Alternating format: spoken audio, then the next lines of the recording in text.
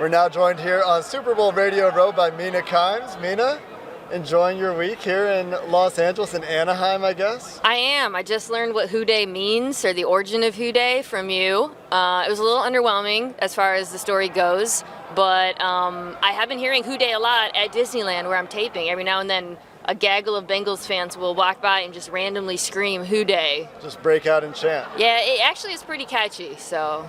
I think that's why it's stuck to, well, it's no longer, I guess it's We Day now is what the Bengals are saying. That's something that Who Day? We Day? Like that? Yeah, although it's Who Day gonna beat them Bengals, so. Who Day gonna, all right. Anyway, we talked in the preseason about the Bengals offensive line. If we talk again this offseason, we'll probably again be talking about the Bengals offensive line, and we'll probably talk about the Bengals offensive line in this game as they'll have their hands full. But as you've been preparing for the game and doing your own coverage, is that the biggest key to the game, do you think, or do you think it's something else? Where are you focused? I think on that side of the ball, yeah, we've spent a lot of time talking about, on NFL Live, on my podcast, the Mina Kimes Show featuring Lenny, how the Bengals will possibly game plan around the biggest mismatch in the game, which I'm sure you've talked about a lot, which is their offensive line versus the Rams' pass rush. They've taken different approaches to that, wildly different approaches, honestly, even over the last 4 to 5 weeks, which makes it a little bit hard to predict, candidly, and I certainly have my opinions about what I think might work or what could work, but I feel like that's the number one question going into this game from Cincinnati's perspective, because we talked a lot about like the Rams, how you're going to cover Jamar Chase, that sort of thing. From the Bengals' perspective, I think that's it. If you're Zach Taylor, you have options, right? You can slide every snap to Aaron Donald, and you probably do slide to Aaron Donald a lot. You can go quick game again, which they've done a lot of. You can go screen game, which, you go back to the Vikings game against the Rams. They had some success there. There have been teams that have had success against the Rams in the screen game. If you're Zach Taylor, what's your adaptation this week? I would go pretty heavy on the quick game and the screen game. You mentioned the Vikings, but actually quite a few teams have had success versus the Rams in that regard, because if this Rams defense has a weakness, it is at linebacker, at that second level, especially in coverage. And that's actually a big part of the reason why I think you've seen them struggle during the regular season, at least against teams like the 49ers. That and sort of the physicality in the front. But I could see Cincinnati, since you have so many quick skill players other than Jamar Chase, finding good mismatches. Obviously it'll depend on how the Rams defend Jamar Chase, which is kind of the big mystery. But yeah, that's what I would do. And I have expressed, I was a little bit frustrated with how much Coach Taylor reverted to the early down runs in the last game. I would like to see some of those runs, which were largely pretty inefficient. Granted, they do serve some purpose in terms of keeping Joe Burrow alive, but I would like to see some of that replaced with a quick passing game. I said something similar in our game preview. Like, you can't just not run the ball on first down, or you're doing your passing offense a disservice, but more runs and passes on first down, like it felt like, or maybe was against the Chiefs. I can't actually remember exactly. It feels like you're throwing away too many downs. Was so odd, because they played the Chiefs literally, 3 weeks before then, and took a different approach. Again, this is coming after Joe Burrow getting put on the ground 9 times, so obviously that impacted his play calling, but it's the Super Bowl. This is it. I don't want to see him surrender running over and over. And you mentioned what's going to be different and how unpredictable this game is, what approach is going to be taken by the Rams defense. I have similar questions about Lou Anarumo's defense and, how the Bengals will then choose to attack. Are they going to do a Jamar Chase heavy approach, or, to your point, I think you tweeted last night and I replied to you about the T. Higgins slant idea, and they've been running him on a lot of, shallow in breakers, and occasionally they'll use a dragon concept where they'll send the flat underneath and they'll send him on the slant, but I know they use T. Higgins in the short game a lot. I think it's a weapon, and he has such a size mismatch with Darius Williams, if that's what the mismatch is on the outside. Forget Darius Williams. There's not a single Rams defensive back or linebacker, anyone other than Jalen Ramsey, who's a good matchup with T. Higgins, who's freaking enormous and has hands made out of Velcro. This is why we won't know until the game begins, or even a few drives in, if Jalen Ramsey is going to shadow Jamar Chase.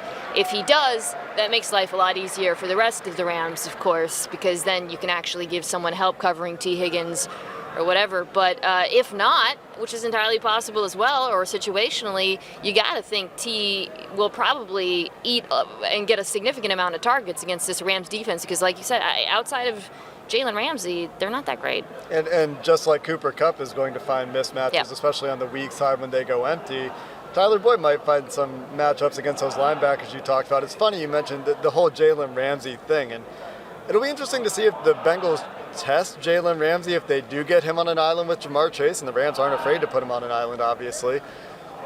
Dominic Martindale took the same approach with Marlon Humphrey, who sat in that chair and has put up on his social media how he's tired of being asked about Jamar Chase.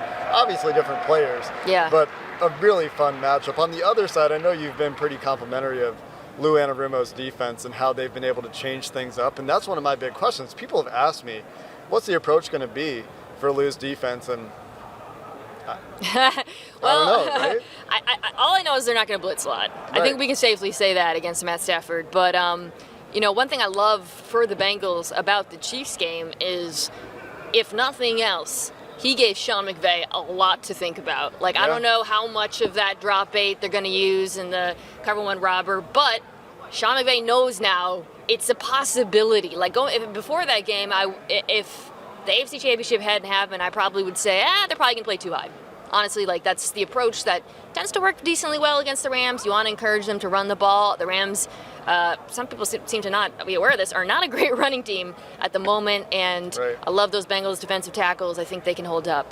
But, as you mentioned, Lou's been so schematically diverse that it's really hard to predict what he's going to do, which I think is a pretty, I wouldn't say an advantage for the Bengals, but that unpredictability really helps. It's just such an interesting story to me because of where Lou's come from to now where he is, where he's cooked up these game plans, especially like in the last few weeks, especially under the microscope in the playoffs, to be that creative when it really counts. Yeah. I would like to see a little bit of that on the offensive side of the ball.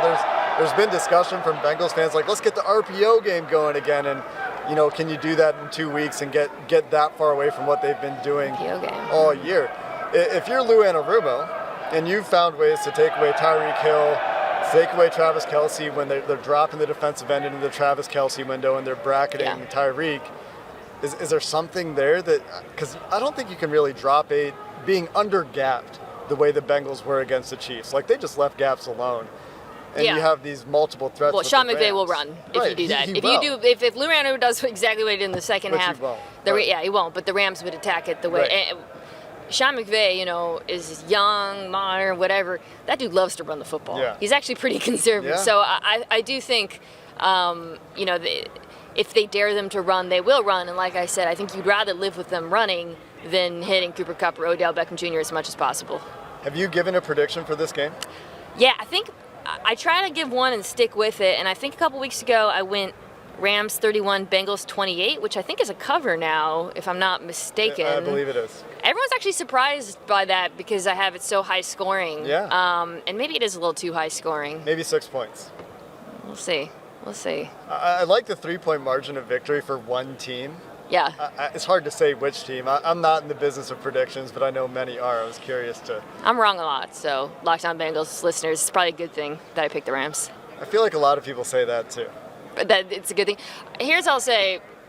If Matthew Stafford turns the ball over multiple times, I think the Bengals will win. If he doesn't, I think the Bengals lose. It's kind of as simple as that for me. And that's the X factor, right? He's been better with ball security in the playoffs than he was late in the regular season. And which version of Matt Stafford shows up? I mean, he tried to turn it over. He tried. But so did Joe. Joe did too. But Joe, to his defense, and I'll just come to his defense briefly here, has been pretty good about being safe until that Chiefs game. He's also being, murdered, unlike Matthew Stafford, so. Real quick, I know we've hit all the bases. Sure. Trey Hendrickson, I know you really like him. My beloved. And we talk a lot about the Rams defensive line in this game, but do you think, we know that the Rams offensive line is pretty good. Can the Bengals get pressure with 4? I think they can. One thing I'll be interested in seeing is how they use Trey Hendrickson. Yeah. So, as I mentioned, you and I seem to agree that they're not going to blitz. The Rams' offensive line is kind of interesting. All the advanced metrics love them in terms of pass block win rate. don't as much as the metrics do. I think there's been times where they look elite. I think in the postseason they've looked really good. But there's also been games where I've seen, especially the interior of the offensive line, get bullied. So if I were Lou Anarumo, I would try to get Trey Hendrickson inside on stunts, move him around, play games as much as possible, because there are mismatches to be had, and he's been so great. I love the Bengals' interior defensive line in this game. Think they will miss Larry Ogunjobi. Would love to see more twists and stunts games. They didn't do much of that against the Chiefs, and we'll see if that comes out this week. Maybe that's the wrinkle. Maybe. I think everybody knows you, Mina.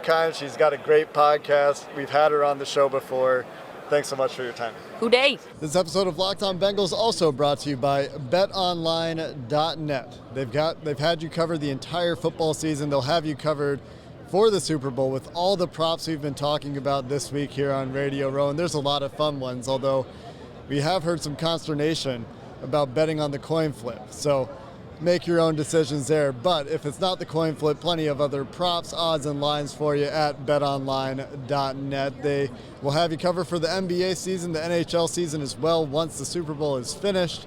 And of course, mixed martial arts, boxing as always, also on betonline.net. Go check out all the great offers right now. Don't miss out for the 2022 season and year at BetOnline, where the game starts. We're back at Radio Row in Los Angeles with Trey Wingo on behalf of Caesar Sportsbook. And Trey, we have to start with something that Allie Bronson told me. Yes, Allie. Shout out, Allie. You have the ultimate party trick.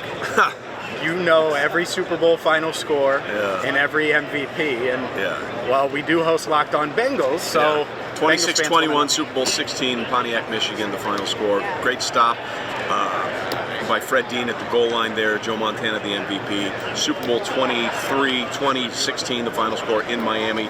That was the infamous drive where it started with Joe Montana telling Harris Barton in the huddle, check it out, that's John Candy over there.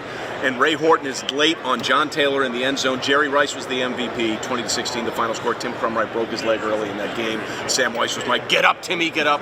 Terrible. Man, okay. Sorry. Super Bowl 41. Super Bowl 41, 29-17. Peyton Manning leads the Colts over the Bears.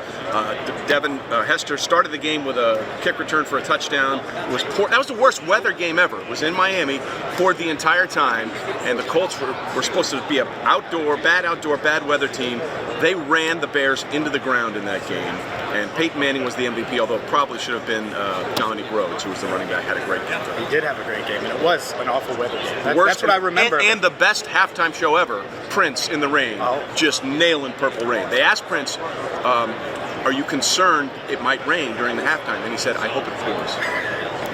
Love that game. And he nailed it, of course. Let's talk about Super Bowl 56, because... How happy are the Bengals fans that the Niners didn't make it, right? That would have been like the boogeyman just showing up for you guys. I think they wanted the boogeyman. Yeah, it's because Jimmy G comes with the boogeyman. That's right, it's Jimmy G. It's not fair. Sean McVay and Matt Stafford and Aaron Donald specifically. That's the one. Do you think it comes down to that? Because that's what we've been talking about all week, is the trenches. I don't know. Well, if it is about the trenches, you guys are in trouble. Because as we know... The Bengals gave up 51 sacks. Well, hold on, let me amend that. Joe Burrow was sacked 51 times this year. The most sacked quarterback in the NFL. He's the first most sacked quarterback to ever make it to a Super Bowl. So if it does come down to the trenches, I have bad news for you. Because normally the trenches would be a problem. But that's what makes Joe so amazing. He does not care. He is not fazed by anything or any obstacle that stands in his way. Is there a quarterback that he reminds you of? He draws all these comparisons. Is he just unique in his own right? I think he's very much Montana-like. And I'm not saying the Bengals are going to win 4 Super Bowls. I'm not saying that he's going to be a part of a team that ruled a decade like the Niners did in the 80s. I'm just saying he has those attributes. I want to read something to you. Okay. That came from my study for the draft in 2020 when Burrow was drafted. That's Jim Carr right there, a fine researcher and person at Caesar Sports who worked with me for years at ESPN, doing the draft in Monday Night Football. And we'd come up with these great packets of information. This was a little nugget from Joe Burrow's days. Burrow was playing on an AAU basketball team when he was 9. During one of those games, his team was down by 8 points with 30 seconds left. The coach, Tom Vanderven, said, I thought it was over. But then Burrow scored 9 consecutive points, including 7 straight foul shots. Vanderven said, I'd never seen anything like it. It was then I knew he was different from anyone else. I couldn't believe the poise under pressure and competitive drive demonstrated by a 9-year-old.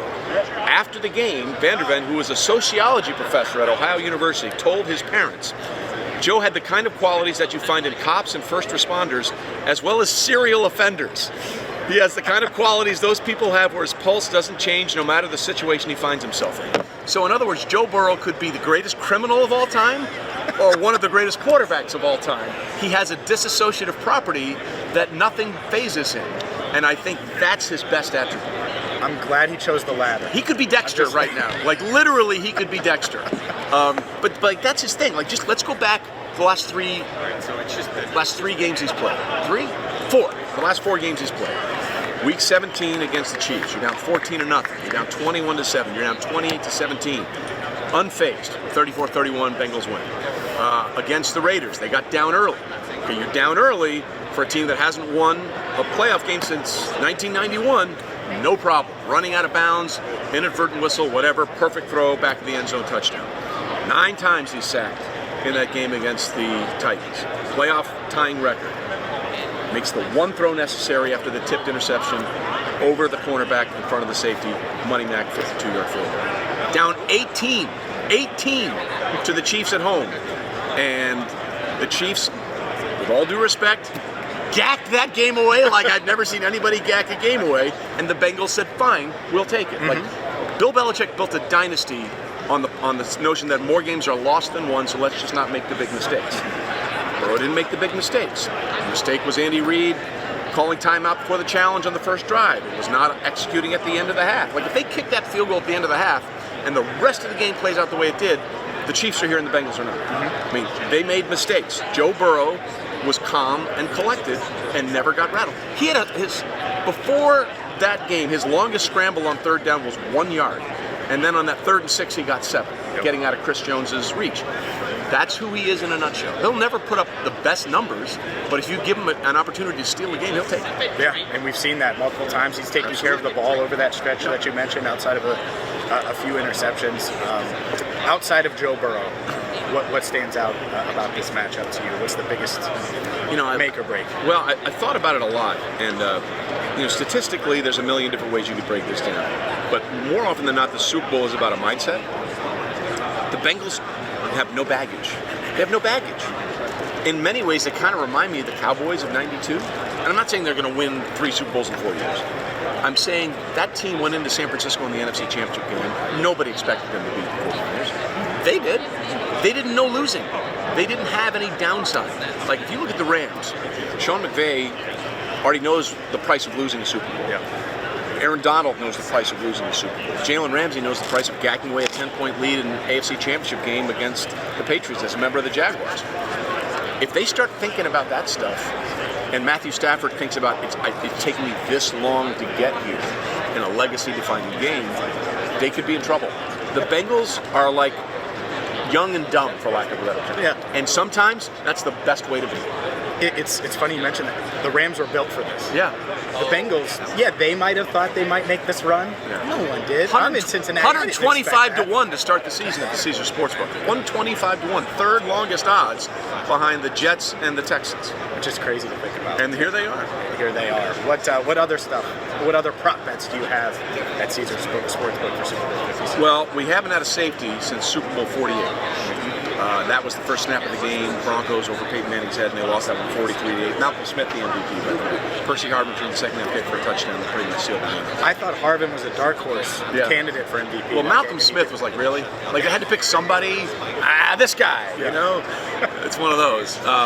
But the idea of a safety, this is the longest stretch we've gone in a Super Bowl without a safety. So that would be a good one. That's a prop bet I like. I think Bengals fans are kind of wincing right now because of the odds. If you had to bet, is it Burrow takes a safety with Aaron Donald on the other side or Rams? But look, Stafford. The other thing, and I love Matthew Stafford. I want to be clear. I think he's great. But if we're evaluating the NFC Championship game honestly, he made a game-ending play for his team. Like, Jaquiski Tartt missed the easiest interception he will ever have. It's a pop fly to center field. Exactly. Van Jefferson here, Odell Beckham here, Jaquiski Tartt here. If he makes that pick, we're not having this, Matthew Stafford, Hollywood ending, all this. It doesn't exist. you have to be able to push past that, and they did, and I give them all the credit in the world. But as much love as we're showing Matthew Stafford, he made the play that should have ended the game for his team, and they got away with it. He got away with it. So he'll take a safety. At least that's what Trey Wingo said exactly to all right. the Bengals fans out there. Make sure you check out Caesars Sportsbook. And Trey, I appreciate the time. This was great. You got it, man. Now it's my favorite part of the show because it's Built Bar time. The #1 protein bar on the planet. You hear about me. You talk about them all the time. Hopefully the Bengals have eaten their fair share of Built Bars in preparation for Sunday's big game. High in protein, low in sugar, low in calories, perfect for you. I'm going to get my man Ross Jackson a bunch of Built Bars for the work he put in this week. So make sure you go there now, built.com, and save 15% with promo code LOCKED15. The best protein bar on the planet. High in protein, low in sugar, low in carbs, or low in calories, and you're going to save money on it. You got to get there right now. Don't delay. Built.com, promo code LOCKED15. We're now joined by former Bengal Domata Peko. Domata, how's it going out here, man? You live in LA hosting a Super Bowl watch party. The Bengals in the Super Bowl. That's got to feel good. Yeah, Jake, thank you for having me, brother. Yeah, super stoked for the Bengals. A big hoot to all the Bengals Nation out there. And we're pumped, man. We live out here in LA now. And like you said, me and my wife own a restaurant. It's called Sunset Trocadero out in West Hollywood on the Sunset Strip. We're having a big Bengals watch party from doors open at 2:30, and the game starts at 3:30. I'll be there. I'd love to see you guys. That's awesome. And you loved our background. That's really cool for us. You're out here with your boy. Got a signed Jamar Chase jersey. As a former Bengal, we've seen a lot of guys that are really excited for the success of the team this year, really happy for the city. You know the Bengals fans. How is it as a former player to see the Bengals getting back to the Super Bowl? I love it, man. It means a lot, man, to the city. Like you said, a lot of the former players, man, because when you put that uniform on and you're part of that, just part of the family, the Bengal family, just seeing them have success, it means so much. It just feels so good. So we're super pumped about the team and what they're doing. Proud of Mike Brown and the family, man. They've been doing a great job there. Yeah. And, it's exciting, man. It's exciting to hear that sentence, man. The Bengals are in the Super Bowl, man. I love it. That's awesome, right? And the defense a big part of that too, especially those guys up front, Trey Hendricks and DJ Reader. You watching those guys closely? Like, are you stoked on DJ Reader out there gapping in the modern NFL? I love that, bro. That's one of the jobs I did for like 11 years there, is to just in there at the nose position. So I'm super excited when they picked him up in free agency last year, to fill the holes there at the nose guard position, especially with Geno Atkins gone. Yeah. He's been doing a hell of a job there. And then shout out to Hendrickson, man. He's freaking Trey, man. He's been doing a great job coming off the edge. He was a Pro Bowl ballot guy this year. Yeah. He's a big sack guy, and you can't forget when you talk about the D-line, 94, man, Hubbard, man. Absolutely. Everyone's talking about Aaron Donald and Vaughn and all the guys, but you can't forget about the Bengals, man. They have a freaking elite group up front as well, so I'm super excited. And my favorite thing to say for people that have listened to the Locked On Bengals podcast is not many 300-plus pound men have tackled Lamar Jackson in the open field, but our guy Josh Tupou managed to track him down in the open field, and that's one of my favorite plays that I've ever seen. But talking about this defense just a little bit more, Lou Anarumo been incredibly multiple in this postseason, from putting 1,000 pounds between the tackles against the Titans and Derrick Henry to dropping 8 and playing single high stuff against Patrick Mahomes. How hard is that as a player to go from such disparate game plans to totally different approaches the next week? Yeah, man, it's that's how it is, man. It's like a week-to-week thing, you know what I mean? And it's gonna be a tough job for both teams, man, because they're both offense are really explosive, you know what I mean? But when you think about when I think about the Bengals, man, everyone thinks about just the quarterback, Joey, and then Chase. But you forget about T. Higgins, man. You forget about my boy 83 as well. You know what I mean? He's been doing a hell of a job there. And if you look at their stats over the course of the year, the leading receiver in games, I think T. Higgins has like 5 games. He was leading receiver. 83 has like 4 games. He was leading receiver. You know what I mean? So he's distributing the ball really well. So I'm excited about this offense. But defensively, trying to game plan against either of these teams is going to be tough because they're both firepower quarterbacks, you know what I mean? They can make every throw. Yeah, they like slinging it. And a lot of people like the over, but I kind of see a defensive struggle maybe coming. Who do you like in this game? Are you feeling good about the Bengals' chances? Heck yeah, I'm Houday Nation 100%, man. I bleed the stripes, the Bengals stripes, you know what I mean? So I'm going to go with my Bengals, and I know it's going to be a tough game, but I think there's going to be a lot more running game in this game than people expect. Everyone thinks it might be a shootout, but I think it's going to be a lot of runs in there, man. And we have a great running back in Joe Mixon. He's a tough runner, tough sledding. I remember playing him when I was on Denver, playing against him. Oh, yeah. He's hard to bring down, you know what I mean? So that's what I would do, man. I would try to wear down Aaron Donald and wear down Vaughn and these guys with double teams and with heavy run.